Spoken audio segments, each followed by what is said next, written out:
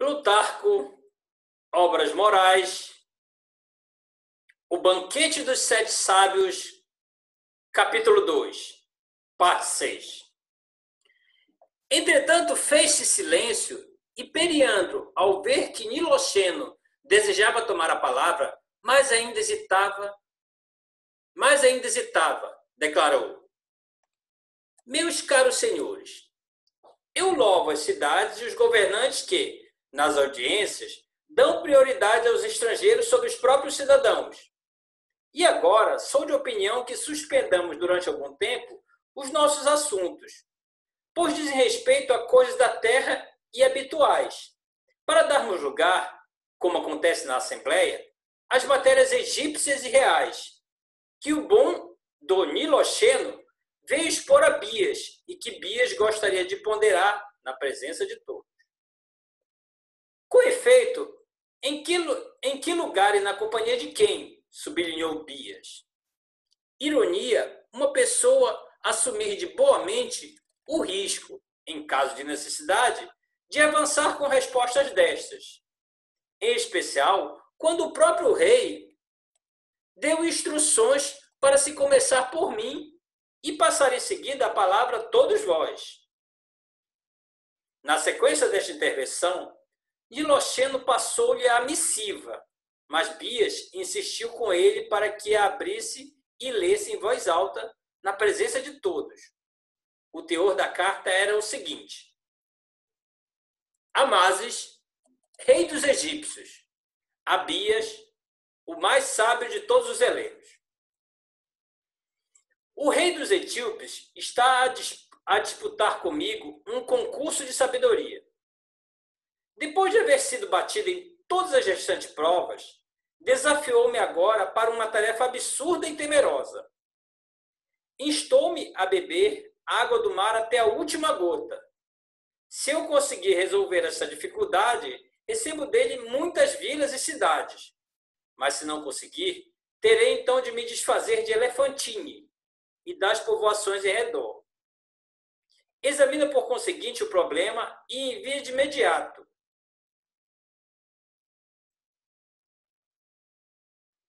Niloxeno. Envia de imediato Niloxeno com a resposta. E se os teus amigos ou concidadãos precisarem de alguma coisa da nossa parte, não encontrarão qualquer impedimento.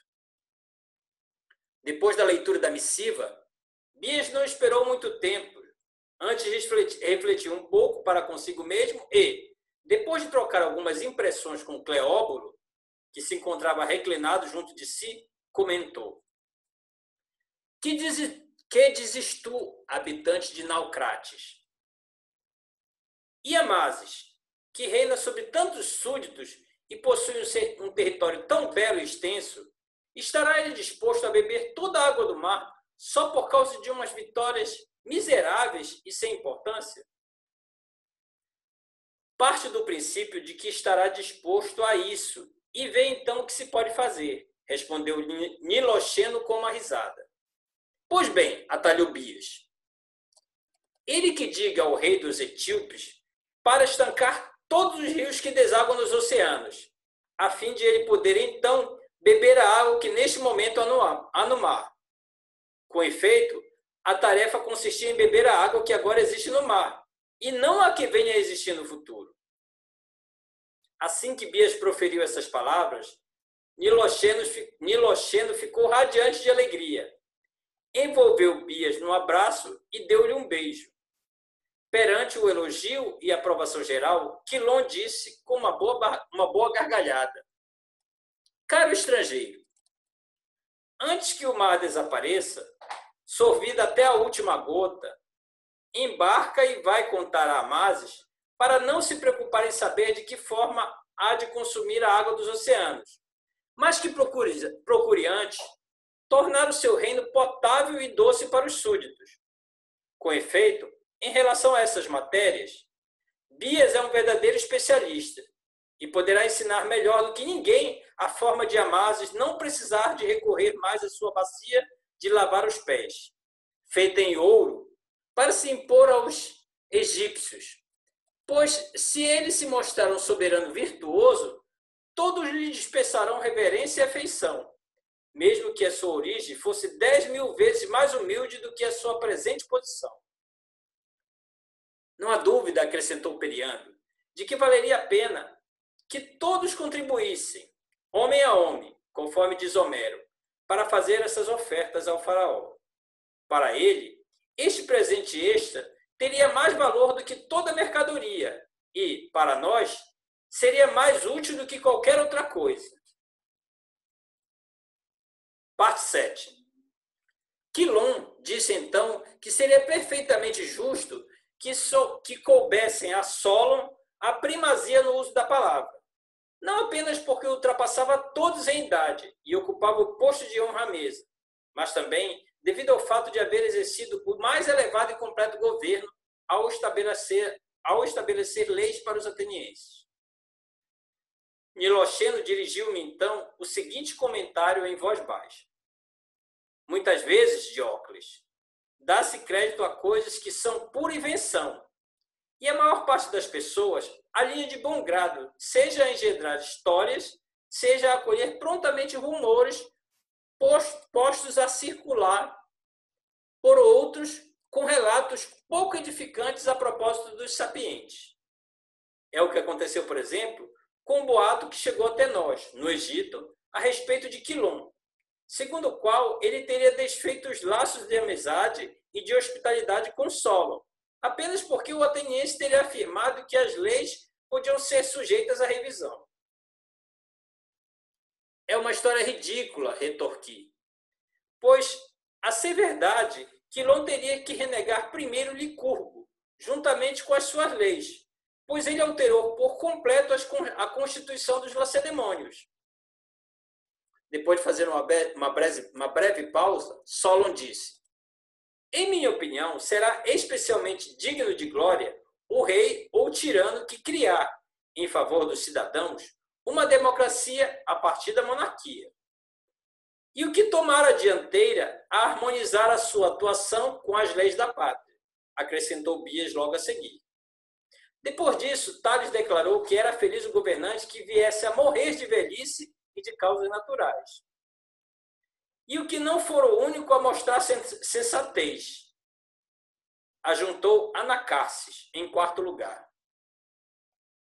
E o que não der confiança a nenhum de seus colaboradores, disse Cleóbulo, em quinto. E o governante capaz de conseguir que os súditos tenham não medo dele, mas antes medo por ele, sentenciou Pitaco em sexto lugar. Em seguida, Quilom comentou que um governante não deveria nunca pensar como mortal, mas sempre como um imortal. Uma vez proferidas tais sentenças, nós insistimos com Periandro para que também ele desse a sua opinião.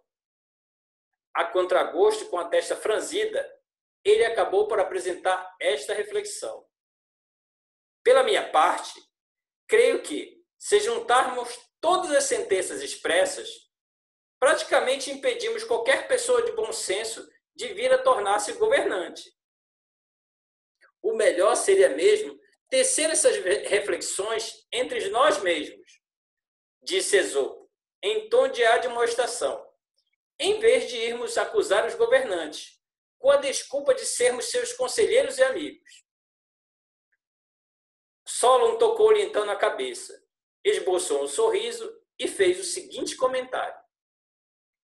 Não te parece que pode tornar mais moderado um governante e mais razoável um tirano a pessoa que o conseguir convencer de que é preferível não governar a estar no governo? E quem se iria deixar persuadir pelos teus argumentos, retorquiu ele, e não pelas palavras do Deus, quando proferiu o propósito de ti mesmo este oráculo. Feliz a cidade que um só arauto escuta. Isso está na biografia de Solon. Em boa verdade, respondeu Solon, ainda agora os atenienses escutam um arauto apenas, e a um só governante, a lei, já que possuem a democracia. Tu és mais hábil a perceber os corpos e os gaios, mas não consegues entender corretamente a voz do Deus. Por um lado, achas que, de acordo com Deus, uma cidade goza de grande prosperidade quando obedece a um só governante, ao mesmo tempo que vês a excelência de um banquete no fato de todos poderem falar sobre todos os assuntos. Certo, concedeu Esopo. Mas isso é porque tu não escreveste ainda uma lei que proíba, em Atenas, os escravos de se embebedarem, análoga à que promulgaste para os impedir de se envolverem amorosamente e de se ungirem com óleo. Solo esboçou então um sorriso e o médico Cleodoro comentou: mas ungir-se com óleo é como cavaquear quando se está bem encharcado em vinho. Constitui um grande prazer. Ora, aí está mais uma razão para se absterem dessas práticas, interpôs Quilon, depois de tomar a palavra. Ainda assim, insistiu novamente Esopo, parece-me que Tales havia comentado que, uma parte indecifrável, tu estás a ti para velho a passos largos. Parte 8. Periando começou também a rir e disse: estamos a ser punidos com toda a justiça, Esopo, pois deixamos-nos levar para outros assuntos antes de ponderarmos todas as questões de Amassas, às quais havíamos dado precedência. Por isso, Niloxeno, expõe o teor do resto da carta, aproveitando a presença aqui destas personalidades. Em bem verdade, retorquiu Niloxeno, a disposição do rei dos Etíopes, mas não constitui do que uma lamentável mensagem secreta, como dizia Arquíloco. Porém, o teu hóspede Amasis mostrou-se bem mais civilizado e instruído nos problemas que coloca à vossa consideração. Com efeito, ele pediu para lhe dizerem qual era a coisa mais velha, a mais bela, a mais extensa, a mais sábia, a mais comum, e além de tudo isso, por Zeus, a mais útil, a mais prejudicial, a mais forte e a mais fácil. E o rei dos Etíopes encontrou a resposta e a solução para cada um desses enigmas? Aqui estão as respostas, respondeu Niloxeno. Julgai por vós mesmos, depois de haverdes escutados. Com efeito, o faraó faz muita questão de não ser acusado de agir de má-fé, relativamente às respostas dadas. Mas no caso de se verificar que o rei etíope errou alguma das soluções, também não deseja que a falha passe sem ser assinalada. Vou, portanto, ler as respostas tal como foram dadas. O que é a coisa mais velha? Resposta: o tempo. O que é a coisa mais extensa? Resposta: o universo. O que é a coisa mais sábia? Resposta: a verdade. O que é a coisa mais bela? Resposta: a luz. O que é a coisa mais comum? Resposta: a morte. O que é a coisa mais útil? Resposta: o Deus. O que é a coisa mais prejudicial? Resposta: o demônio. O que é a coisa mais poderosa? Resposta: a fortuna. O que é a coisa mais fácil? Resposta: o prazer. Parte 9. Uma vez terminada essa nova leitura, Nicarco fez-se silêncio e Tales perguntou então a Niloxeno se Amasis tinha aprovado as soluções apresentadas. Ele respondeu que umas lhe tinham agradado, mas que outros o tinham deixado insatisfeito. Na realidade, retorquiu Tales, nenhuma das soluções é inatacável e todas elas revelam graves erros e ignorância. Por exemplo, é para começarmos já pela primeira. Como pode o tempo ser a coisa mais velha se uma parte dele é passado, outra presente e a outra ainda futuro? Com efeito, o tempo que virá depois de nós, até pode parecer mais novo do que as coisas e as pessoas que existem neste momento. Quanto a sustentar que a verdade corresponde à sabedoria, tenho para mim que isso não difere de afirmar que a luz coincide com um olho. Por outro lado, se declara que a luz é bela, porque não considera antes o próprio sol. Entre as outras respostas, as que se referem aos deuses e aos demônios, tanto revelam a foiteza como temeridade. Já que diz respeito à fortuna, denota sobretudo uma enorme falta de lógica. Com efeito, ela não operaria com tamanha ligeireza se fosse mesmo a mais forte e poderosa das coisas existentes. Aliás, nem a morte é a mais comum das coisas, pois nada tem a ver com os vivos. No entanto, para não passarmos a ideia de que apenas emitimos juízo sobre as opiniões dos outros, vamos confrontar nossas respostas com a do rei da Etiópia. Ofereço-me até, em primeiro lugar, para retorquir a cada uma das questões, se Nilo Oxeno estiver de acordo. Ora, seguindo a ordem que foram colocadas, vou eu também agora enumerar as perguntas e as respostas. O que é a coisa mais velha? Resposta: o Deus, explicou Tales, pois não chegou a ser criado. O que é a coisa mais extensa? Resposta: o espaço, pois o universo contém as restantes coisas, mas o universo está contido no espaço. O que é a coisa mais bela? Resposta: o universo, pois dele faz parte tudo que está ordenado. O que é a coisa mais sábia? Resposta: o tempo, pois descobriu já algumas realidades e as outras irá descobri-las no futuro. O que é a coisa mais comum? A esperança, pois continua a possuí-la, mesmo que nada mais possui. O que é a coisa mais útil? A virtude, pois ao ensinar a fazer bom, a virtude, pois ao ensinar a fazer bom uso das coisas, torna-as úteis. O que é a coisa mais prejudicial? O vício, pois estraga as coisas boas pelo simples fato de estar presente. O que é a coisa mais forte? A necessidade, pois ela apenas é invencível. O que é a coisa mais fácil? Agir segundo as inclinações da natureza, pois até os prazeres atraem muitas vezes a saciedade. Parte 10. Depois de havermos todo manifestado a nossa aprovação a Tales, Cleodoro comentou: ora, aqui estão as perguntas e respostas que convém transmitir ao rei Niloxeno, aos reis Niloxeno. No entanto, para o bárbaro que convidou Amásis a beber o mar, ajuntar-se-ia melhor a concisão com que Pitaco retorquiu a Alíates, quando este deu por escrito determinada ordem aos habitantes de Lesbos, em tom desdenhoso. De fato, como resposta, nada mais lhe disse, a não ser convidá-lo a comer cebolas e pão quente.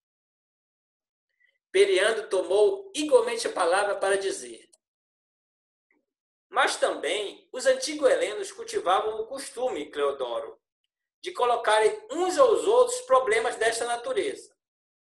Com efeito, ouvimos dizer que, por altura das celebrações fúnebres em honra de Anfidamante, se reuniram em Calcis os mais ilustres poetas então existentes. Ora, Anfidamante era um homem de armas que havia infligido aos erétrios pesados trabalhos, até perecer numa batalha travadas durante a disputa da planície de Lelanto. Contudo, porque os versos compostos pelos poetas tornavam árdua e difícil a decisão, devido ao fato de serem de qualidade semelhante, além de que a fama dos concorrentes causava uma enorme dificuldade e embaraço aos juízes. Estes resolveram recorrer à pergunta pergunta daquele tipo. Ao que dizem Lesques, terá colocado a seguinte questão: fala-me, ó musa, das coisas que não aconteceram nunca no passado e no futuro jamais acontecerão. Ao que Hesíodo respondeu logo de improviso: mas quando, à volta do túmulo de Zeus, os cavalos de cascos sonoros esfacelarem os carros, no afã de lutarem pela vitória. E disse que com essa resposta ele terá suscitado uma enorme admiração e arrebatado a trípode da vitória.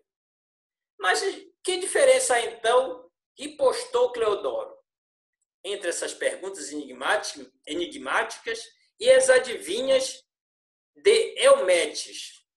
Não será descabido que ela brinque com as palavras e as entristeça, da mesma forma que outras jovens exibem cinturões e fitas para o cabelo. Mas é ridícula a ideia de pensar que homens providos de bom senso as levem a sério. Ora, Eumedes bem que gostaria de lhe responder e avaliar pela sua reação, mas preferiu conter-se, por recato, ao mesmo tempo que o rosto se lhe cobria de rubor. Então Esopo, como quem tomava a defesa dela, retorquiu: e não será mais ridículo ainda que não sejamos capazes de solucionar esses enigmas? Tomemos, pois, a título de exemplo, a adivinha que ela nos lançou pouco antes do jantar. Vi um homem assondar com fogo bronze sobre outro homem. Serás capaz de dizer do que se trata? Não faço ideia, nem tenho interesse em saber, respondeu Cleodoro. E em todo caso, continuou Esopo, ninguém o sabe fazer melhor do que tu. E se negares, tenho aqui estas ventosas para servirem de testemunhas. Neste ponto, Cleodoro desatou a rir.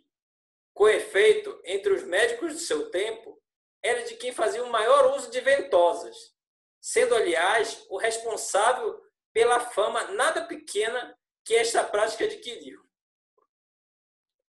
Parte 11. O ateniense Mnesfilo, que era companheiro e grande admirador de Solon, disse: pela minha parte, Periandro, acho correto que a conversa, tal como o vinho, seja repartida não de acordo com a riqueza e a nobreza de nascimento, mas antes por todos em igual medida, como acontece em democracia, e ainda que seja um bem comum. Aliás, o que foi dito agora, mesmo sobre o poder e a realeza, nada tem que ver conosco, pois temos uma sensibilidade democrática. Desta forma, somos de opinião que haveria vantagem que cada um de vós expusesse novamente a sua visão sobre o governo democrático, começando outra vez por Solon. Concordou-se em proceder desta forma, e Solon tomou então a palavra em primeiro lugar. Em todo caso, Mnesfilo, tanto tu como os restantes atenienses já conhecem a perspectiva que eu tenho em relação à forma de conduzir o governo. Ainda assim, se estiverem na disposição de me escutar de novo, tenho para mim que terá maior sucesso e conseguirá preservar melhor a democracia. A polis na qual as partes não lesadas perseguem e punem o infrator com zelo, não inferior ao da parte efetivamente lesada. Bias falou em segundo lugar, para dizer que a democracia mais forte era aquela em que todos receiam a lei como se um tirano fosse. Em seguida, Tales sublinhou a importância de nela não existirem cidadãos, nem demasiados ricos, nem demasiados pobres.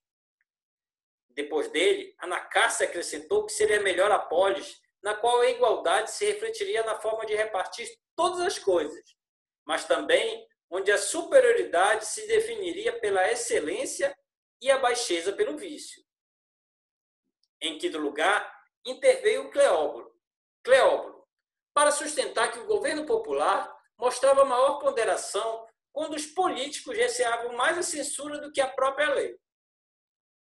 Em sexto, Pitaco defendeu que a liderança era mais eficaz quando os malvados não podiam governar e as pessoas de bem não podiam deixar de governar. Quilon virou-se e sustentou, pelo contrário, que era melhor a forma de governo que maior consideração dispensava às leis e menor importância dava aos oradores. Por fim, coube a Periando concluir novamente a discussão, com o argumento decisivo de que lhe parecia que todos eles louvavam um regime democrático, que se parecia o mais possível com a aristocracia. 12º. Quando terminou a discussão à volta deste tema, eu mesmo tratei de realçar que me parecia particularmente útil que esses sábios nos falassem sobre a melhor forma de administrar a casa de cada um. Com efeito, poucos estão ao leme de reinos e póleis, mas a todos nós cabe a tarefa de zelar por um lar e pela casa. Esopo então soltou uma gargalhada e disse: nem todos. Se nesse número incluires também Anacarses, de fato, não apenas ele não possui casa própria, como até se gloria de não a possuir e de usar um carro, tal como o Sol, que, segundo contam, descreve seu percurso em cima de um carro e ocupando uma após outra as regiões do céu. E por essa mesma razão, retorquiu Anacarses, é, se não o único, pelo menos o mais livre e independente dos deuses, pois sobre todos governas e por ninguém é governado, mas antes reina e detém as rédeas. Apenas tu pareces não ter consciência da extraordinária beleza desse carro e da sua imponente dimensão. De outra forma, não o terias comparado comigo, mesmo a brincar e para provocar o riso. Aliás, parece-me que a tua ideia de casa, Esopo, assenta nas coberturas feitas de argamassa, madeira e argila, como se considerasses a concha o próprio caracol, e não o animal em si. Por conseguinte, é natural que Solon te haja feito rir, na medida em que, depois de ter observado a casa de Cresso, tão faustosamente adornada, ele não declarou de imediato que o seu proprietário e morador deveria ser uma pessoa feliz e ditosa, pois desejava contemplar, em vez disso, os bens que Cresso possuía dentro de si, e não os que tinha à sua volta. Aliás, parece-me, inclusive, que não te recordas sequer da raposa da tua fábula. Com efeito, disputando ela com um leopardo sobre quem teria um aspecto mais variegado, pediu ao juiz para ter em linha de conta o seu interior, pois, segundo essa perspectiva, seria ela a mais variegada. Ora, tu examinas o trabalho de carpinteiros e pedreiros, na convicção de que será isso que faz uma casa, em vez de prestar atenção ao que se encontra no interior de cada uma, e que é próprio dela, os filhos, a esposa, os amigos e servos. Então, mesmo que habitem um formigueiro ou um ninho, se os ocupantes foram pessoas de bom senso e ponderadas, o senhor que com eles partilha as posses mora numa casa afortunada e ditosa.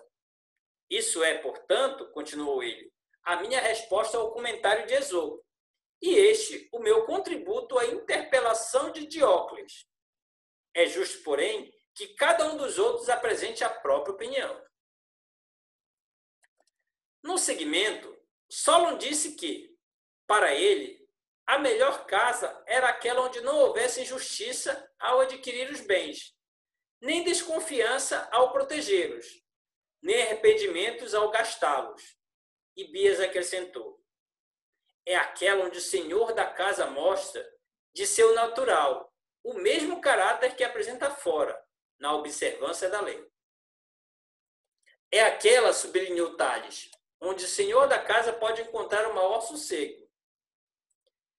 Cleóbulo disse que era aquela onde o senhor da casa encontrava mais pessoas que gostem dele do que dele tenham receio.